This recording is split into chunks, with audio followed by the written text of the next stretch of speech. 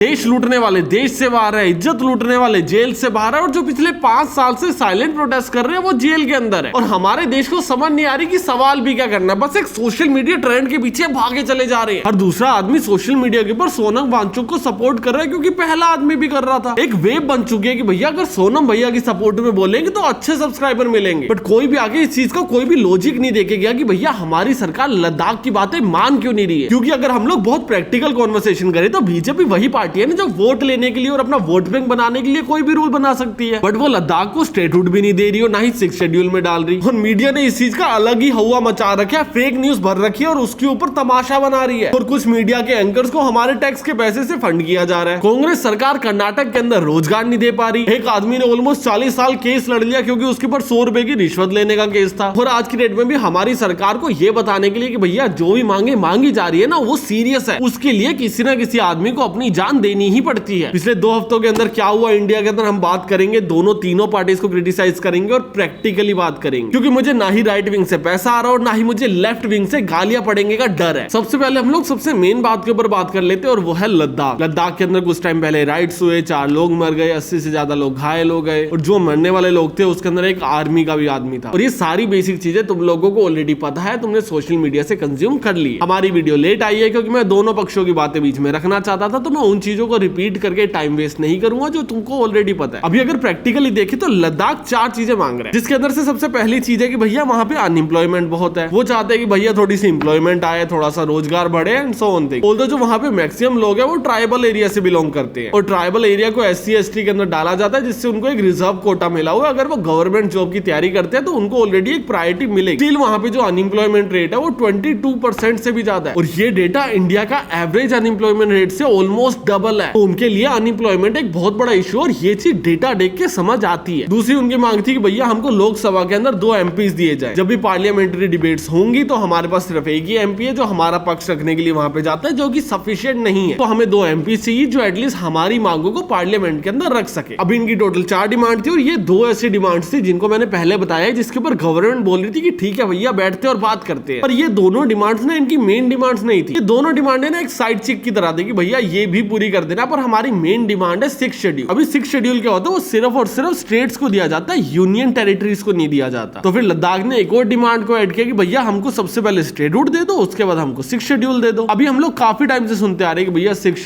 Schedule actual में 6th schedule है क्या। अंडर 6th शेड्यूल आर्टिकल 44 के अकॉर्डिंग ARC और ADC फॉर्म की जा सकती है, जिसकी फुल फॉर्म होती है ऑटोनोमस डिस्ट्रिक्ट काउंसिल। अभी ये चीज बनाने का पूरा एजेंडा पता है क्या है? ये लोग चाहते हैं कि दिल्ली से इंटरफेयर होना बंद हो जाए लद्दाख के अंदर। सोनम वांगचुक और लद्दाख का कहना है कि भैया यहाँ पे मोस्टली ट्राइबल लोग रहते हैं, हम लोग चाहते हैं कि हमारी जो भी संस्कृति है, हमारी जो भी परंपरा है, हम सब इसको प्रोटेक्ट करके चले। तो हम नहीं चाहते कि बाहर से लोग आए, हमारे यहाँ पे लैंड ले और हमारा जो कल्चर है उसको खराब करे। तो इनकी डिमांड ये है कि अगर कल को ये लोग चाहे दिल्ली के अंदर प्रॉपर्टी लेना, मुंबई के अंदर प्रॉपर्टी लेना, तो ये लोग तो ले सकते हैं, पर हम लोग अगर चाहे कि भैया हम लद्दाख में प्रॉपर्टी ले ले तो हम लोग नहीं ले सकते। और एक और चीज बता देता हूँ, अभी लद्दाख 6th शेड्यूल के अंदर नहीं आता, और स्टिल लद्दाख के अंदर जितने भी लोग पैसा कमा रहे हैं अपने नॉर्मल काम करके, उनको इनकम टैक्स देने की कोई जरूरत नहीं है। तो उनको इनकम टैक्स की भी पूरी रिबेट मिली हुई है, और ये 6th शेड्यूल ना होने के बाद भी है। स्टिल इनको 6th शेड्यूल चाहिए क्योंकि ये लोग चाहते हैं कि भैया हम लोग अपने पहाड़ों को प्रोटेक्ट करके रखें, ये लोग चाहते हैं हम अपनी कम्युनिटीज को प्रोटेक्ट करके रखें, यहाँ पे माइनिंग कम से कम हो। और सोनम वांगचुक का कहना है कि भैया जो लद्दाख है ना, ये बहुत ही ज्यादा सेंसिटिव एरिया है, यहाँ पे लैंडस्लाइड्स हो सकती है, यहाँ का वेदर बहुत ज्यादा खराब हो सकता है, तो ये बहुत ही नाजुक एरिया है, इसको छेड़ा ना जाए। तो अगर मोटा बताऊं कि भैया 6th शेड्यूल से क्या होगा, तो 6th शेड्यूल से लद्दाख के लोगों के पास खुद की पावर आ जाएगी। एंड वो जो पावर जा रही है ना, वो बहुत ज्यादा जा रही है। लाइक जो ऑटोनोमस बॉडीज लद्दाख की तरफ से बनाई जाएगी, वो पूरा का पूरा वहां का लैंड कंट्रोल करेगी, वो वहां के वाटर रिजर्व्स कंट्रोल करेगी, हेल्थ केयर को कंट्रोल करेगी, फॉरेस्ट को कंट्रोल करेगी, वहां की विलेज को गवर्नेंस करेगी, सैनिटाइजेशन को कंट्रोल करेगी, वो शादी के रूल्स बना सकते हैं, डाइवोर्स के रूल बना सकते हैं, माइनिंग को कंट्रोल कर सकते हैं, इवन वो लोग लोकल पुलिसिंग भी कर सकते हैं। एंड कुछ केसेस के अंदर 6th शेड्यूल के अंदर ये पावर्स भी ट्रांसफर होती है कि भैया आप लोग लैंड का रेवेन्यू भी ले सकते हो, आप लोग अपने एरिया के अंदर अलग से टैक्सेशन भी चार्ज कर सकते हो, आप लोग अपने खुद के टैक्स बना सकते हो। ऑलमोस्ट अगर बताऊं तो सारी की सारी पावर उनके पास ट्रांसफर हो जाएंगी। सिर्फ 3-4 चीजों की मेन पावर होगी वो इंडियन गवर्नमेंट के पास रहेगी, जिसके अंदर जो मेन पावर आती है वो आर्मी की और बॉर्डर की आती है। और 6th शेड्यूल की ना एक बहुत बड़ी प्रॉब्लम है कि अगर आपने किसी भी स्टेट को 6th शेड्यूल दे दिया ना, तो वो 6th शेड्यूल को हटाना बहुत ज्यादा कॉम्प्लिकेटेड हो जाता है, क्योंकि आपको कॉन्स्टिट्यूशन में अमेंडमेंट्स करनी पड़ती है। तो लद्दाख के लोग चाहते हैं कि भैया हमें पावर दो, जिससे हम लोग ये सारी चीजें कंट्रोल कर सके। और बीजेपी बीजेपी नहीं चाहती कि इन लोगों के पास पावर जाए। इतना बहुत सिंपल सा रूल है, इससे ज्यादा कोई आइडियोलॉजी गेम नहीं है। दोनों अपनी अपनी जगह सही है। लद्दाख चाहता है कि भैया हमको पावर मिले, बीजेपी नहीं चाहती कि भैया इनको इतनी पावर मिले, और उसके रीजंस मैं आगे बताता हूँ। अभी इससे पहले मैं बीजेपी के रीजंस बताऊं, मैं लद्दाख का एक फैक्टर बहुत ज्यादा क्लियर कर देना चाहता हूँ। ऐसा नहीं है कि लद्दाख ग्रोथ और डेवलपमेंट के अगेंस्ट है। लद्दाख के लोग चाहते हैं कि वहां पे ग्रीन एनर्जी का यूज हो और सस्टेनेबल ग्रोथ हो। अभी अगर आप लोग ग्रीन एनर्जी का ज्यादा यूज करते हो या फिर सस्टेनेबल ग्रोथ करते हो तो उससे क्या होगा, जो ग्रोथ है वो काफी ज्यादा स्लो हो जाएगी और कॉस्टली हो जाएगी। और बीजेपी गवर्नमेंट की इसके ऊपर क्लियर डिसएग्रीमेंट है कि भैया हम लोग नहीं चाहते कि पावर ट्रांसफर हो। उसका जो सबसे पहला रीजन दिया जाता है that is safety. BJP government का बोलना है कि भैया जो लद्दाख है ना वो बॉर्डर स्टेट बनेगा। आपके बगल में चाइना है, कल को अगर हमको चाइना को काउंटर करने के लिए आसपास सड़क बनानी है तो हमको आपकी लोकल अथॉरिटी से एक्सेस लेना पड़ेगा, क्योंकि लैंड का एक्सेस आपके पास चला जाएगा। हमको अगर अपनी मिलिट्री मूव करनी है तो वहां पे काफी एक्सेस हमको लेने पड़ेंगे। हमको काफी चीजें आपसे पूछ के करनी पड़ेगी। हमारे पास काफी पावर्स गवर्निंग की नहीं होगी, हम काफी चीजें कंट्रोल नहीं कर पाएंगे और हम लोग ये रिस्क नहीं ले सकते, क्योंकि चाइना और हमारे बीच में कुछ खास अच्छी बनती नहीं है। तो क्योंकि बॉर्डर स्टेट है तो हम लोग नहीं चाहते कि आप लोग इतनी ज्यादा पावर होल्ड करो। और यहाँ पे आर्ग्यूमेंट्स निकल के आते हैं कि भैया ऑलरेडी 4 स्टेट को आप लोगों ने 6 शेड्यूल के अंदर डाला हुआ है, जिसके अंदर से 2 स्टेट्स ऑलरेडी बॉर्डर स्टेट्स हैं। असम, मेघालय, मिजोरम और त्रिपुरा, ये चारों स्टेट्स को डाला गया है 6 शेड्यूल के अंदर। तो इसके ऊपर बीजेपी का काउंटर है कि भैया वहां पे जो बॉर्डर स्टेट्स है वो चाइना नहीं है, और चाइना का जो बॉर्डर है वो थोड़ा सा क्रूशियल बॉर्डर है। और मैं इसके ऊपर रिसर्च करते हुए थोड़ा बहुत ना ग्रोक से बात करा था, तो ग्रोक ने मुझे एक और पॉइंट दिया था, तो मेरे को इसका सोर्स नहीं पता कि ये चीज किसने कहा और कब बोली है, बट ये ग्रोक ने मुझे बताया। ग्रोक का ये चीज बोलना है कि बीजेपी का एक रीजन ये चीज ना करने का ये भी है क्योंकि लद्दाख के अंदर मोस्टली जो ट्राइबल पॉपुलेशन है उसमें मोस्टली मुस्लिम है। 40% पॉपुलेशन वहां पे मुस्लिम्स की है, 39.5% पॉपुलेशन वहां पे बुद्धिज्म की है, और कोई 13% के आसपास वहां पे हिंदूज है। तो अगर हम लोगों ने इनको खुद की पावर दे दी कि ठीक है भैया आप लोग अपना रूल बना लो, हमको कोई लेना देना नहीं है, आपको जैसे जीना जियो, हम लोग आपको आगे डिस्टर्ब नहीं करेंगे, तो हो सकता है वहां पे मुस्लिम रूल्स इंप्लीमेंट होने शुरू हो जाए, क्योंकि अभी वहां पे मैक्सिमम पॉपुलेशन मुस्लिम्स की है। तो कल को अगर कोई कलेक्टिव असेंबली बनेगी तो बहुत हाई चांसेस है कि वो मुस्लिम डोमिनेटेड होगी, जिसकी वजह से हो सकता है कि रूल्स बनाने के अंदर धर्म को बहुत ज्यादा प्रायोरिटी दी जाए। तीसरा उनका आर्ग्यूमेंट है कि भैया हम लोग लद्दाख को इतनी ज्यादा पावर इसलिए नहीं देना चाहते क्योंकि उनको मैनिपुलेट किया जा सकता है बाकी कंट्रीज के, क्योंकि ये बॉर्डर स्टेट्स है तो हो सकता है चाइना का इन्फ्लुएंस इनके ऊपर आए या फिर पाकिस्तान का इन्फ्लुएंस इनके ऊपर आए और ये टेक ओवर ना हो जाए। और यही सेम चीज कश्मीर में भी हुई थी 1989 और 1990 के अंदर ना, वहां पे एक मूवमेंट चली थी, पाकिस्तान के कुछ लोग आए थे और ये कश्मीरी पंडित वगैरह को भगा दिया था। मुस्लिम लोग को इम्पोज किया जा रहा था, कुछ कानून बनाए जा रहे थे, कश्मीरी पंडितों को वहां से भगाया जा रहा था, और हमारी सरकार कुछ बहुत ज्यादा कर नहीं पा रही थी क्योंकि आर्टिकल 370 लगा हुआ था और उसके अंदर भी हमारी सरकार के पास बहुत ज्यादा पावर्स नहीं थी। और क्योंकि हम लोगों ने पहले भी देखे जब ऑटोनोमस बॉडीज होती है तो उसको मैनिपुलेट कर दिया जाता है वाया पाकिस्तान, तो अभी दोबारा से ऑटोनोमस बॉडीज बना के इनको मैनिपुलेट करने से रोकना चाहती है हमारी बीजेपी गवर्नमेंट। और अगर ये तीनों आर्ग्यूमेंट्स को हम लोग सुने तो हमको लगता है कि ठीक है भैया नेशनल सिक्योरिटी का इशू है, इसको कंसीडर किया जा सकता है। बट क्या ये तीनों चीजें सोनम वांगचुक को नहीं पता? इतना पढ़ा लिखा आदमी है, इतने नोबेल पुरस्कार जीत चुका है, आर्मी के लिए इतना काम किया है, ग्रीन एनर्जी के लिए इतना काम किया है, 3 इडियट्स मूवी की रेंचो का इंस्पिरेशन था वो आदमी, 5 साल से इतना स्वीट और साइलेंट प्रोटेस्ट करता आ रहा है वो आदमी। क्यों वो आदमी इन चीजों के अगेंस्ट प्रोटेस्ट कर रहा है? क्या वो सही में देशद्रोही है? क्या वो सही में देश के खिलाफ सोच रहा है? क्या वो चाहता है कि लद्दाख के अंदर कॉन्फ्लिक्ट्स हो? And the answer is definitely no.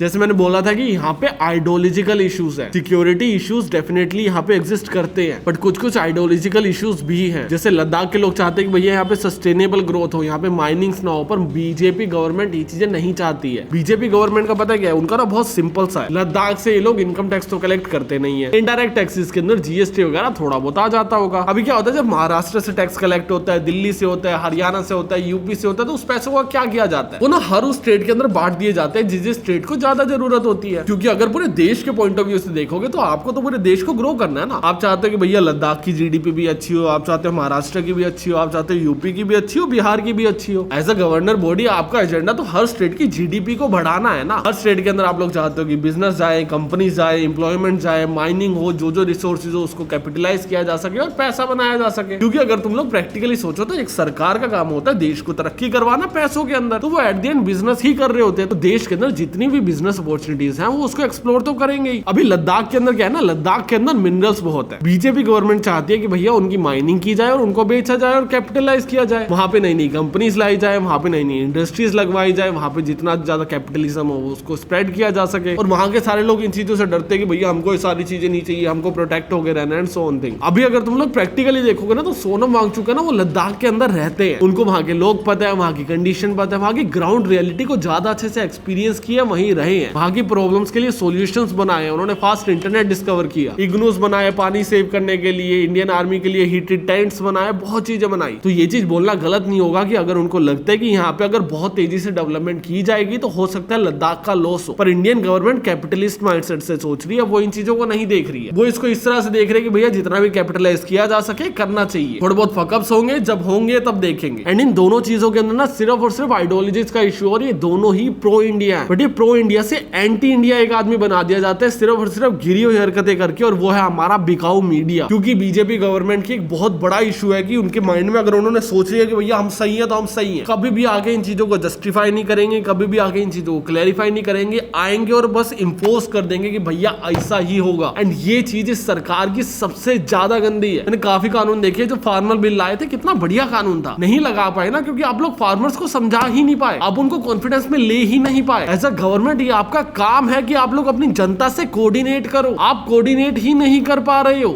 फालतू चीज है ना ये। और उसके बदले आप लोग पता क्या करते हो, उस बंदे को एंटी नेशनल घोषित कर देते हो। वो आदमी जिसने 25 से 30 से ज्यादा अवार्ड जीत रखे हैं, आधे अवार्ड तो आपकी सरकार ने दे रखे हैं उसको। वो मीडिया चैनल्स जो 2017-18 के अंदर उसको भगवान बोल रहे थे, अभी 2025 के अंदर गाली बक रहे हैं। उसकी फेक न्यूज दिखाई जा रही है, बातों को काट के आउट ऑफ कॉन्टेक्स्ट दिखाया जा रहा है, जिससे सारी दुनिया को उसके खिलाफ किया जा सके। सोशल मीडिया पे इंडिपेंडेंट चैनल्स आ जाते हैं, ये देखते हैं कि भैया इसको टारगेट किया जा रहा है, इसको सपोर्ट करते हैं, फिर जो रियल मुद्दा होता है ना वो मिट्टी में दबा रह जाता है। अभी मेन स्ट्रीम मीडिया का सिर्फ और सिर्फ ये एजेंडा ही कैसे उस आदमी को बदनाम करे, और जो सोशल मीडिया है उसका एजेंडा ये है कि भैया कैसे इस आदमी को थोड़ा सा प्राइड फील कराया जा सके, कैसे इस आदमी को अपलिफ्ट किया जा सके, कैसे इस आदमी की थोड़ी सी वैल्यू बनाई जा सके। जो मेन मुद्दे और मेन आर्ग्यूमेंट्स थे उसकी लॉजिकल थिंकिंग के ऊपर तो कोई कॉन्वर्सेशन कर ही नहीं रहा, जो कि होनी चाहिए थी। जो लोग लद्दाख के अंदर अभी न्यूज कवरेज के लिए जाना चाहते हैं उनको वहां पे एंटर नहीं करने दिया जा रहा। सोनम वांगचुक को एनएसए के अंडर अरेस्ट कर लिया गया, जिसके अंदर उनको खुद का लॉयर तक नहीं मिलेगा। और जब भी एनएसए के अंदर अरेस्ट किया जाता है दैट मींस आप लोग देशद्रोही हो, आपकी हरकतों से देश को खतरा और हमने आपको डिटेन कर लिया। अब ये जो लॉ था ना टेररिस्ट के अगेंस्ट यूज किया जाना था, और इसको आप लोग किसके अगेंस्ट यूज कर रहे हो, आप लोग इमेजिन कर पा रहे हो। और ये बिकाऊ मीडिया तो पूरा का पूरा ही बिकाऊ है। इसके अंदर एक मीडिया चैनल है ना वो सुधीर चौधरी, जो डीडी न्यूज के ऊपर आता है। और पीछे मैंने एक पोस्ट देखी थी जिसके अंदर कंपेयर किया जा रहा था कि भैया जो मुकेश अंबानी है उसकी सैलरी 15 करोड़ है, और ये जो सुधीर चौधरी है इसकी सैलरी भी 15 करोड़ है। आई विल बी लाइक ठीक है यार, कोई न्यूज चैनल दे रहा होगा 15 करोड़, नीचे लिखा हो तो भैया DD1 चैनल दे रहा है। अभी DD1 तो सरकारी चैनल है, सरकारी चैनल है तो भैया सारे के सारे पैसे तो हमारे टैक्स के पैसे से जा रहे हैं। तो अभी समझ आया ना कि भैया नंबर 1 दलाल बनने के चक्कर में रेस क्यों चल रही है। पिछले कुछ टाइम के अंदर जो रिपोर्टर सबसे बढ़िया दलाल निकल के आया उसको हायर कर लिया खुद के गवर्नमेंट चैनल में। सुधीर चौधरी इंडिया का one of the highest paid anchor है, और वो हाईएस्ट पेड पेमेंट हमारे टैक्स के पैसे से दी जा रही है। बट इस चीज के अंदर ना एक चीज बहुत अच्छी है कि चलो ठीक है यार, बीजेपी का कवरेज नहीं हो रहा तो एटलीस्ट कांग्रेस का कवरेज तो हो रहा है ना, और वो चीज भी देश सुधारने के लिए इक्वली ही इंपॉर्टेंट है। अभी कर्नाटक के अंदर क्या हुआ, 3 लाख से ज्यादा जॉब्स वहां की गवर्नमेंट ने प्रॉमिस कर रखी थी, पर उसको डिलीवर नहीं किया। और लोगों ने क्या किया, बच्चे सड़क पे आ गए। बच्चों को कह रहा है भैया इतने टाइम से जॉब का वेट कर रहे हैं, हमारी तो उम्र ही निकल चुकी है, क्या फुद्दू सरकार है। और सरकार का दूसरी तरफ कहना है कि भैया हम लोग कोशिश कर रहे हैं जॉब निकालने की, थोड़ा सा टाइम लगेगा। बट अगर एक्चुअल में रियलिटी देखी जाए तो सरकार के पास सरकारी जॉब निकालने के पैसे ही नहीं है। अभी कर्नाटक इतना गरीब स्टेट तो है नहीं कि भैया उनके पास पैसे ना हो। तो थोड़ा सा छानबीन करा तो पता चला कि भैया 51,000 करोड़ की तो फ्री बीज बांट दे रहे हैं, फ्री बिजली फ्री पानी है, जो भी वहां पे सब्सिडीज चल रही है उसके अंदर 51,000 करोड़ रुपए स्पेंड हो रहे हैं। एंड ये चीज देने का ट्रेंड शुरू किया था हमारी आम आदमी पार्टी ने। ये जो कंपेयर करते हैं ना कि भैया हमारे नेताओं को फ्री बिजली मिल रही है, हमारी आम जनता को ना मिले। अरे भैया एक काम करो ना, 130 करोड़ लोगों को फ्री बिजली देना बंद करो, ये जो 50 नेताओं को मिल रही है इनकी काट दो। समझ नहीं आता यार, जो टैक्स का पैसा है साला घुमा के उन्हीं के मुंह पे वापस मार रहे हो, डेवलपमेंट के लिए ले रहे हो, थोड़ी सी कर लो। टैक्स का पैसा तो इसीलिए कलेक्ट हो रहा है भैया अपॉर्चुनिटीज बने, मार्केट में जॉब आए, अपॉर्चुनिटीज आए, ग्रोथ हो इकोनॉमी की। ये गरीबों में छोले बांट बांट के सारा टैक्स का पैसा बर्बाद भी कर रहे हो, और ये गरीबों को आलसी और अलग से बना रहे हो। और ये सारी चीजें क्यों की जा रही है, क्योंकि भैया वोट बैंक क्रेजी है। मैं प्लान कर रहा हूँ कि फ्रीबीज के ऊपर एक डेडिकेटेड अलग से वीडियो बनाई जा सके, जिसके अंदर जितनी भी फ्रीबीज बिहार के अंदर ही प्रॉमिस हो रही है इसको भी कवर करेंगे। तो अगर तुम लोगों को वीडियो चाहिए तो कमेंट करना, और नीचे ना एक हाइप का बटन आ रहा होगा उसको दबा दो यार। अगर तुम लोग उसको दबाओगे ना तो ये वीडियो ज्यादा लोगों तक पहुंचेगी। तो अगर तुम्हें लगता है कि यार बातें सेंसेबल है, ज्यादा लोगों को सुननी चाहिए तो दबा देना, और सब्सक्राइब नहीं किया तो वो भी कर लेना। और हम लोग चलते हैं हमारे लास्ट न्यूज के अंदर, जिसके अंदर एक बंदे ने 39 ईयर्स केस लड़ा है। और वो केस पता है क्यों लड़ा है, क्योंकि उसके ऊपर 100 रुपए की रिश्वत लेने का आरोप था। ये केस लड़ने के चक्कर में वो अपने बच्चों को नहीं पढ़ा पाया, अपनी बीवी को खो दिया, वो मर चुकी है, अभी वो जिंदा नहीं है। पत्नी भी जो है मानसिक रूप से